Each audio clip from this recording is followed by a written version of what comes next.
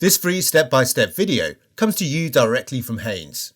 You can complete more than 200 jobs on this vehicle when you purchase the complete Haynes online manual at haynes.com. Rear shock absorber renewal.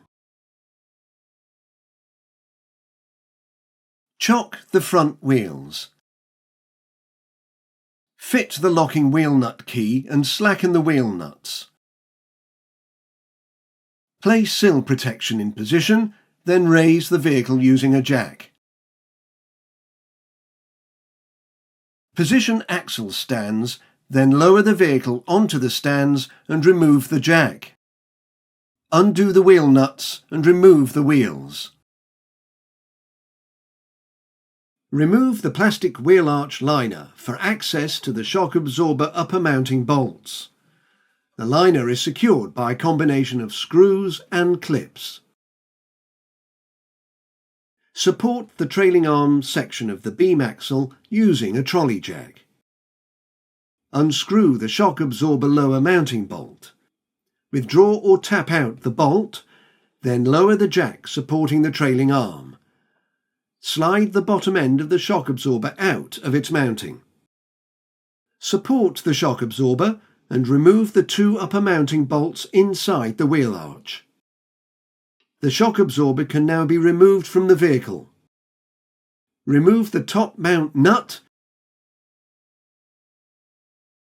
then remove the top mount components from the shock absorber.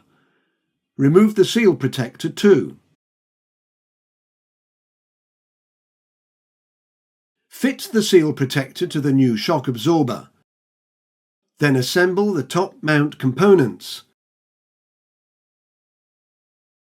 Then fit the top mount to the shock absorber. And fit the top mount nut and tighten it.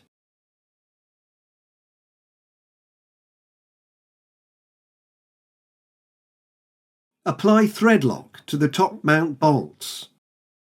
Then install the shock absorber and tighten the top mount bolts.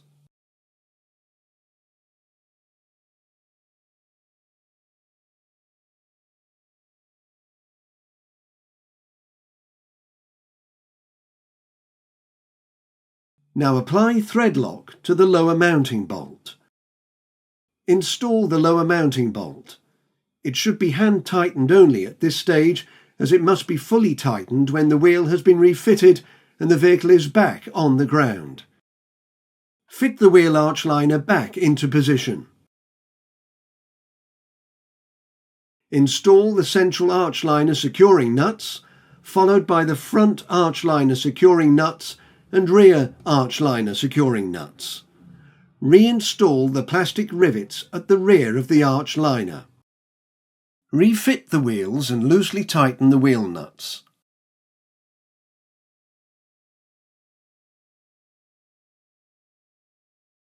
Fit sill protection. Jack up the vehicle, remove the axle stands, then lower the vehicle. Remove the jack. Remember to remove the sill protection material. Use a torque wrench to tighten the wheel nuts, then remove the locking wheel nut key. Remove the chocks from the front wheels.